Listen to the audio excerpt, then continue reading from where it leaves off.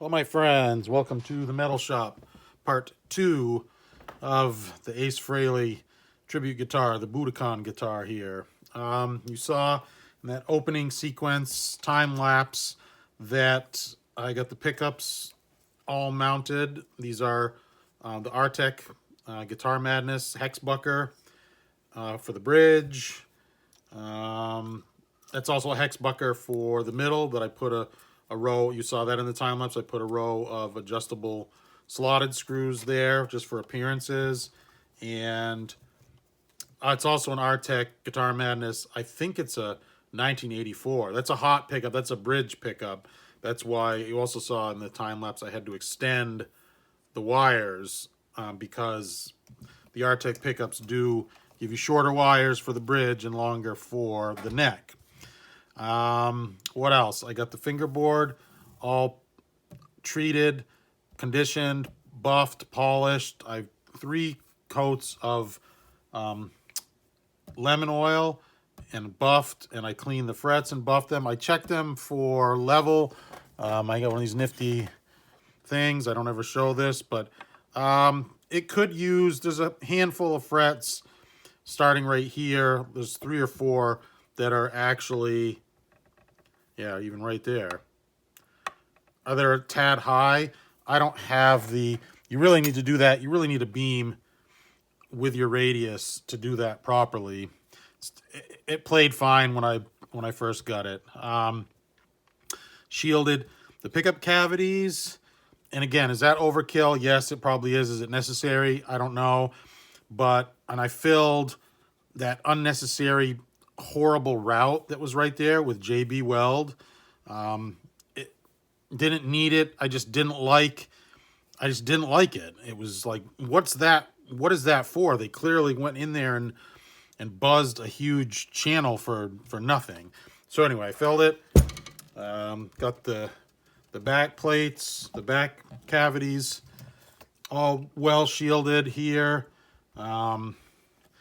When I planned for today, all my parts came in, and I was waiting for the humbucker screws, the all parts, really nice number 2 wood screws that I prefer here, and very disappointing. I bought them on eBay, and the seller put the all parts numbers in the auction, but what I got were garbage.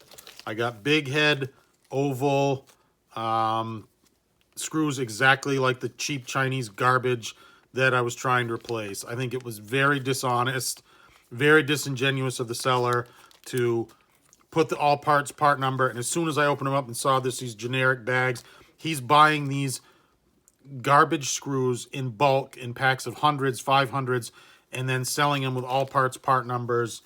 And is it worth it to send it back? It's going to cost me probably close to $10 for return shipping. I'm just not dealing with it. But that's very disappointing because I really only wanted to do this once, and it's not a big deal. I can bolt everything together, screw everything in, and then swap out the screws, but, whatever. I did get these holes reamed out. If you saw, I used a reamer, and I've done it so many times. I have a piece of tape on there, get it exactly to the right width there, and I go over it just by hand here with a little little countersink bit, little chamfer bit here, just by hand to make those nice and perfect. So what I intended to do was I'm going to just route everything, not route, but I'm going to put in the 3-way switch, put in the pickups, get the electronics all set for soldering. And I did cover, if you saw that in the time lapse, I did cover the back plates. It'll make a nice Faraday cage. It'll give the guitar every advantage that it needs to be quiet. Anyway, so I got this Music Lily wiring kit here, and I think it looked pretty decent. It's an Amazon deal. Yeah, okay. That looks pretty nice. Got a 3-way switch. Got a cream tip. Also comes with a black and a white. That's handy. Those will go in the parts drawer. Got the Gibson wiring, the braided wiring.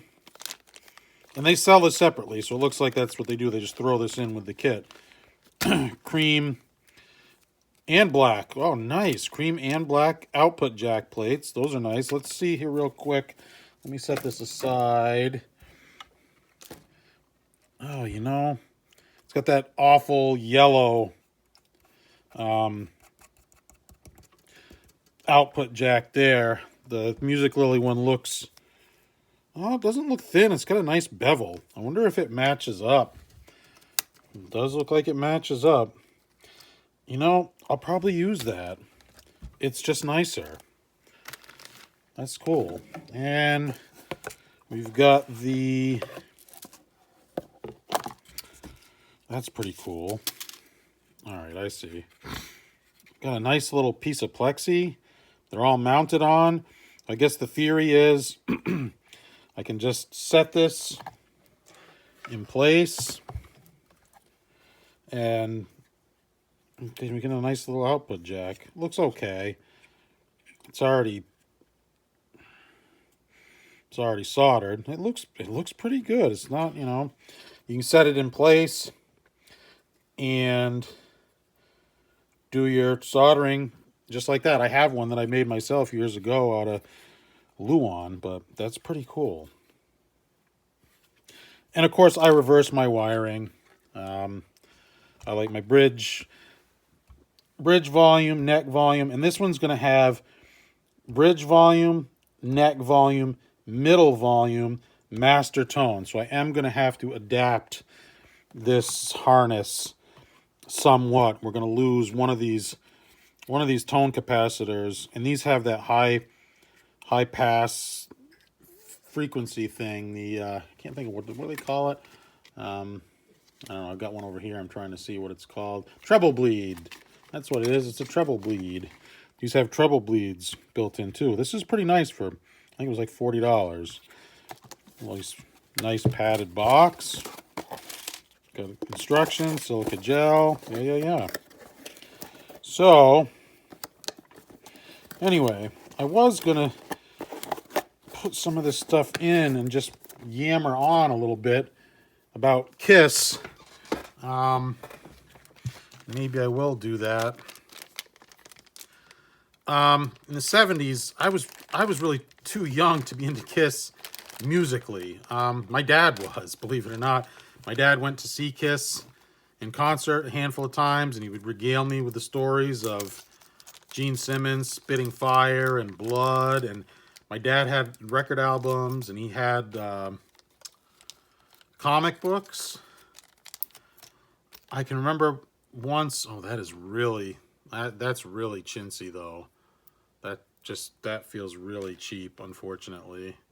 Switch feels decent. I'm gonna look at the one. Is it necessary to replace the switch? I don't know if it's necessary, but your output is running all the way through your switch in a Les Paul. So in this case, I find this unbelievable, but the one that came on the Chibson it's a much nicer quality piece. I think I'm going to use, if they're the same thread diameter, I'm going to use the one off the Chibson, believe it or not. Anyway, where was I? Oh yeah, so there was a time where my brothers and I were at a record store, and they were taking down Kiss posters, and they just asked us if we wanted them. And we said, sure, of course, yes. And we had a full set of those silver Mylar posters hanging in our rooms. My brother got Gene Simmons. I, of course, took Ace Frehley. This was before I even really was a guitar player, but I played a mean tennis racket. And I was always into Ace Frehley. So there's the thing. So Ace Frehley was actually the first concert that I ever went to was Y&T, Frehley's Comet, and White Lion. This just makes it really hard to see which is which.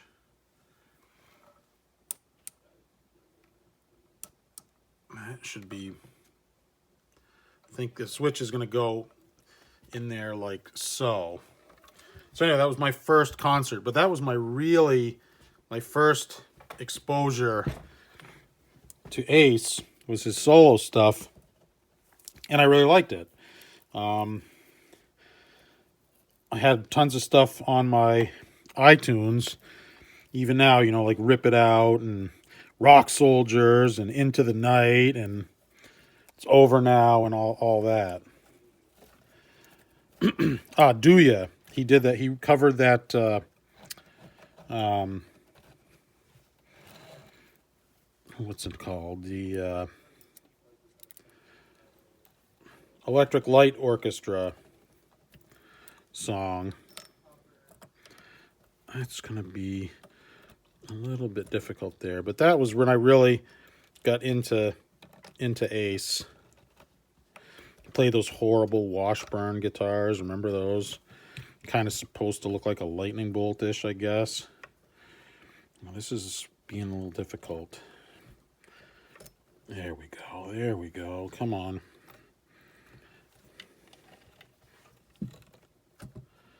Is that gonna go? Is that gonna fly? I think it will. Let's get the nut on there right off.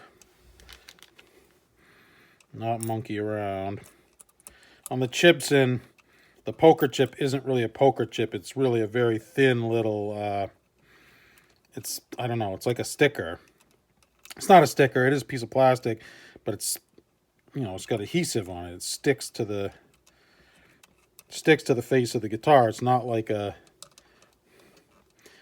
Gibson poker chip where sometimes they are stuck, but it's not. That's not really the design. Now, let's see. This channel here. Anyway, that's probably enough yammering there. About Kiss. Oh, to me, my first real guitar was a Gibson Firebrand Les Paul. And to me, the Les Paul was always the pinnacle. It was always the top guitar. And I, of course, wanted a Les Paul Custom. And I loved Ace's guitars. The 3 pickup customs that he had, or Peter Frampton's customs. Even Jimmy Page had one back in the day. Those were it. And in about a little over 25 years ago, I went to a private collection. The guy had a real 50s 3 pickup Les Paul Custom. And anyway, I've always wanted an Ace guitar, but they're very expensive. And when they came out in the late 90s, with that one with the lightning bolts and his signature and his silhouette there on the headstock, they were like $5,000. So that was not in the cards.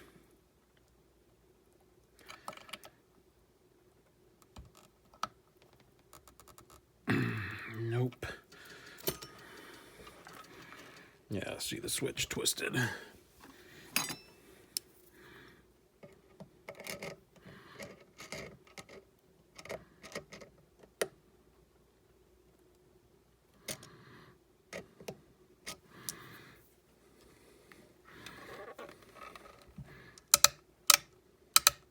Nice feeling on the switch there.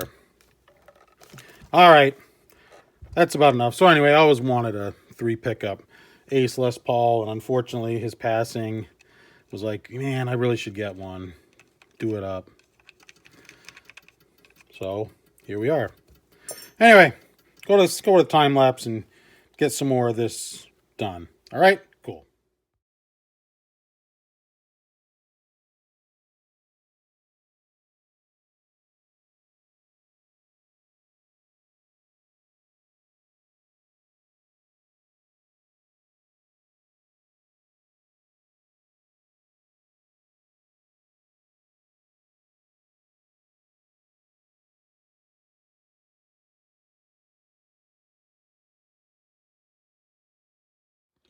All right, well, we got this thing wired up finally, and it was quite a chore. Problem being, I was adapting an already built harness. So there was some issues with that where every pot in the harness was grounded, had this outside lug grounded to the case, okay? And looking at the Seymour Duncan diagram, I had to study this thing carefully because I wired it up initially and it was wrong. The master tone, or the master, yeah, the master tone, which is here, and get it straight, the master tone kept acting like a master volume for the entire thing. And what happened was the master tone pot that I used was grounded to the case, and in the Seymour Duncan wiring diagram, it's not grounded to the case. The tone capacitor is on the ground lug, and the other capacitor, what would be your regular input, is left open, and I missed that. It would have been easier if I'd started from scratch. Plus, I like to move my bridge volume here in the upper position. My neck volume is here. So a combination of using an existing harness and, it's like it's backwards and upside down and everything else, So it got confusing. You have to bear in mind, if you're following these Seymour Duncan diagrams, which I've used forever, and I like to print out copies and I keep them in this binder, it has to be exact.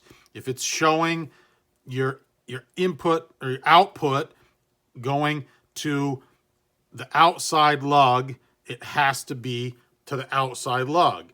If it shows it going to the middle lug, it has to be the middle lug. If it's showing it's grounded, it has to be grounded.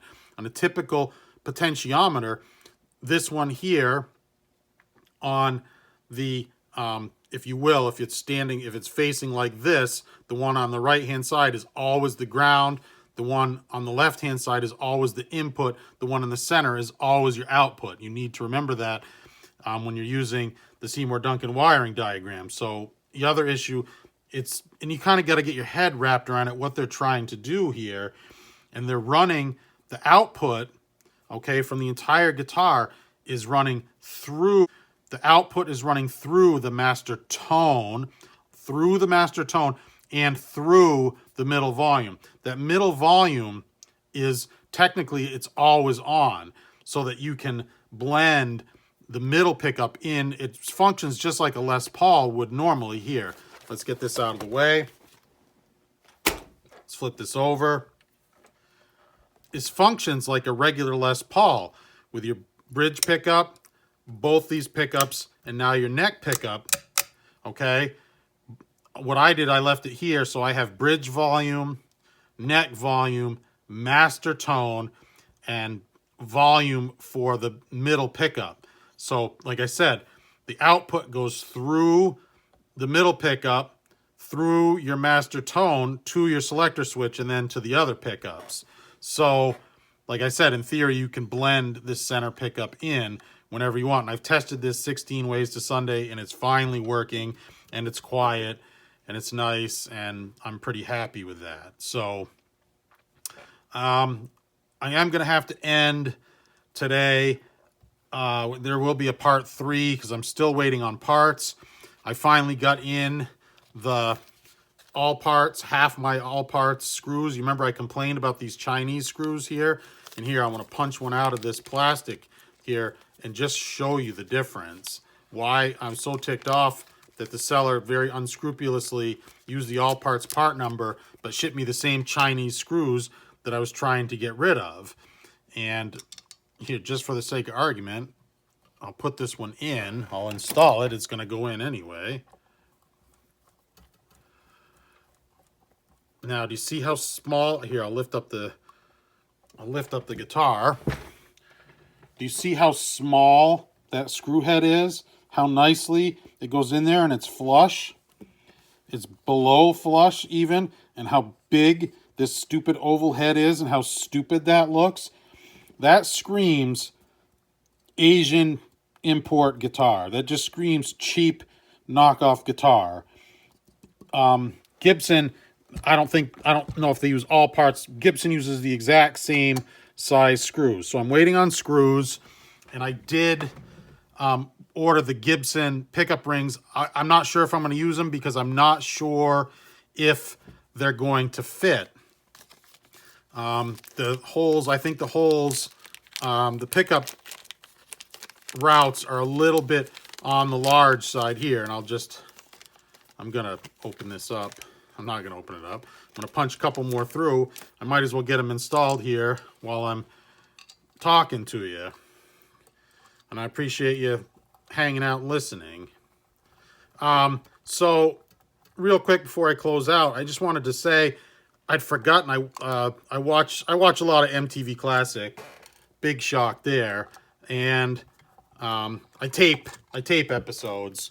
And this morning when I was watching one of the episodes, they're on Friday nights and Saturday nights, and it's usually, I think it's 4 hours, 9 to 1 a.m. and it kind of mimics the whole Headbangers Ball that we used to get back in the day. Anyway, they played Into the Night by Frehley's Comet, and I'd forgotten that he had Anton Fig and John Regan in his band. I mean, you think of Frehley's Comet, even back in the day. Now, I liked a handful of the songs. You know, I wasn't the biggest fan, but I really, you know, I liked the music, especially when Ace did True Solo when he came out with Do Ya, the cover. I mentioned that earlier. But Anton Fig was a big-time session player. I mean, he played for the Rolling Stones, you know, Cyndi Lauper. I mean, who's who. He was in Paul Schaefer's band. But I'd forgotten that Anton Fig played on Ace's solo record, and he played on Dynasty by Kiss, and he played on Unmasked. He ghost drummed both of those albums, I think, except for one song that Peter Criss played on. And that was how Ace got to know him and how he got into the band. And John Regan played, when he wasn't playing with Frehley's Comet, he played with Peter Frampton for like 25 years. And I didn't even realize that John Regan had passed in 2003. Anyway, that just goes to show you, you know, people didn't really take Ace seriously, and you know, he was kind of sloppy as a player, but so was Jimmy Page. It was all part of his thing. He was a great player. Didn't matter that he was sloppy. He was still great. Had great sense of rhythm. His tone was take it or leave it. George Lynch recently said that Ace wasn't an influence to him, and a bunch of people took exception to it. And it's like, you realize George Lynch is 2 years younger than Ace was when Ace was 74. George Lynch, I believe, is 71 or 72. There's 2 years separating them. They're contemporaries of each other. That'd be like saying Eddie Van Halen saying, "Oh, Randy Rhoads was a huge influence on me." Eddie Van Halen was a very competitive guitar player. He didn't really, it's well known, he didn't really like Randy Rhoads. He wasn't an influence on his playing, and probably vice versa. I'm maybe not the best example, but people in the Kiss Army and whatever, they just took it way out of proportion. It's like, why on earth would you think that Ace would have been an influence for George when they were playing in bands and doing stuff at the same time? He didn't mean anything by it, is my point. Anyway, my friends, so waiting on pickup rings, waiting on the proper screws, because it's the little things that matter. I truly appreciate you if you listen to me. I did a lot of yapping in this video, but I hope you got something from it. Again, really appreciate the view. If you've watched this all the way through, there will be a part 3. There will be a demonstration of the guitar, and hopefully, God, fingers crossed, because even though you're tapping on the pickups, you're not positive that everything is right until you really got strings on it and you're playing through it. So truly appreciate your support. Hit me up in those comments. Still respond to every one of my comments. Give me a subscribe if you're new to the channel, and please hit the thumbs up on the video if you are a lover of Ace and this lover of this Ace tribute guitar. All right, well, I'll see you soon. Take care, my friends. Bye-bye.